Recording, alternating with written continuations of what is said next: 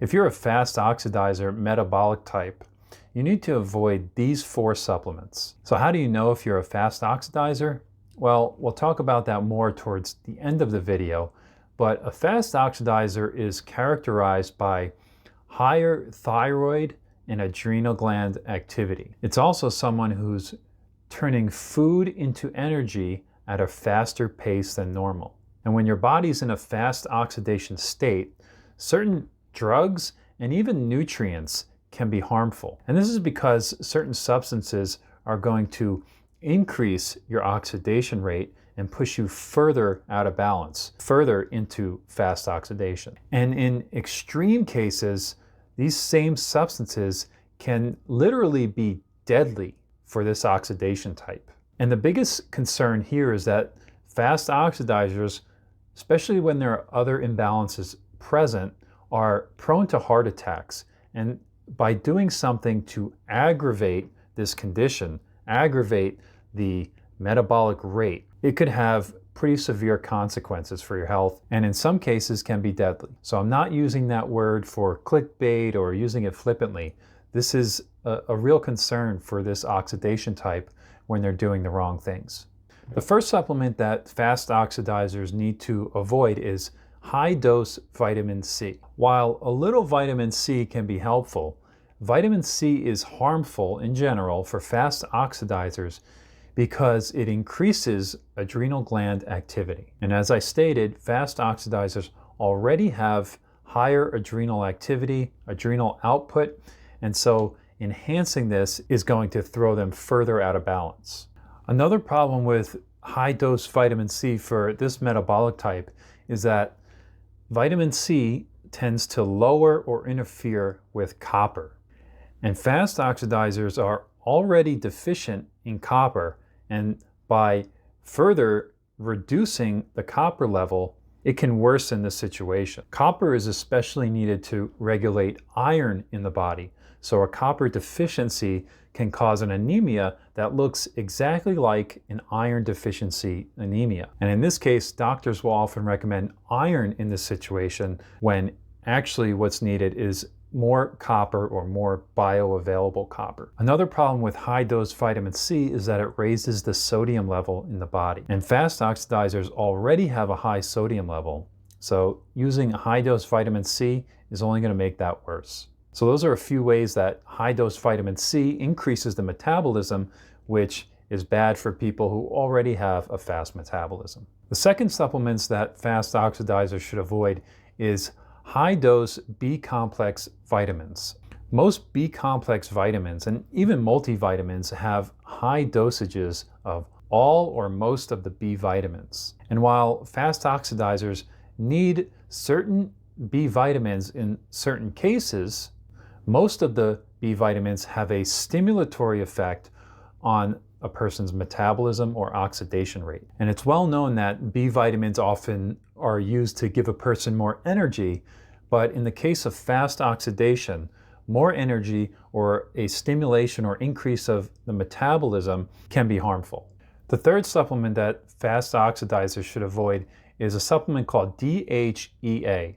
And this is a somewhat popular supplement that many people take for energy. DHEA is an adrenal hormone, and by taking a supplement of DHEA, it's going to enhance adrenal gland activity, also something that's detrimental for the fast oxidizer.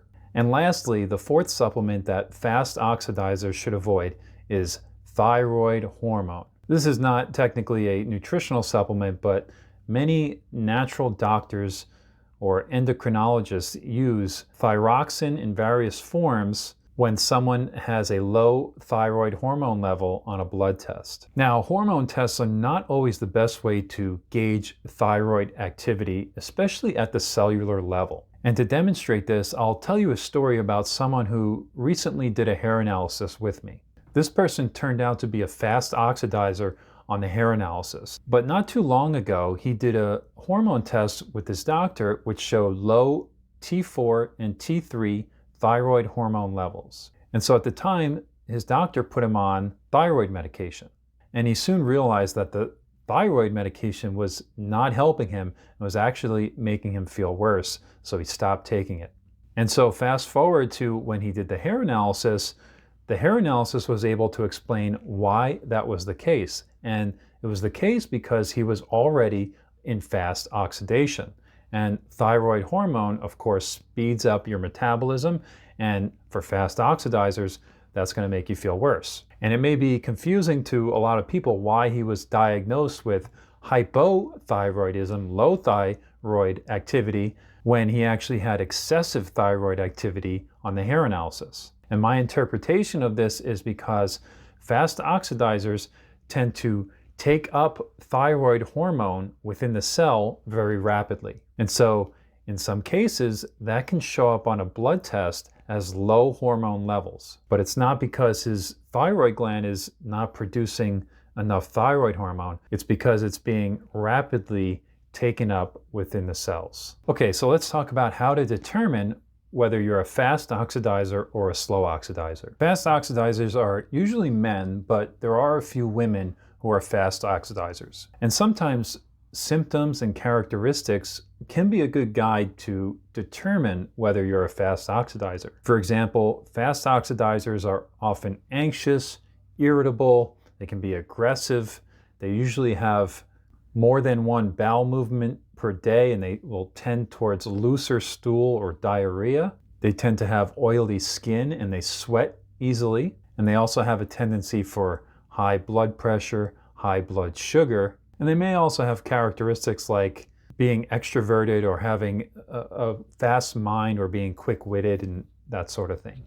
They have a hard time slowing down, essentially, and they may appear as being high energetic personalities. However, slow oxidizers can have some of these as well, and fast oxidizers may not match those characteristics exactly, and so it's always best to test to find out for sure, especially if you're going to be taking supplements. And the foolproof way to determine your oxidation type and rate is to do a HTMA hair analysis test. This is a test that measures minerals and toxic metals, and by assessing different mineral levels and the balance between certain minerals, we can calculate your metabolic type and your metabolic rate. It can also identify other imbalances like nutritional deficiencies, toxic metal excess, and other types of mineral imbalances. It's also a non-invasive test that you can do from your home and send to the lab for analysis. Now, a couple cautions here.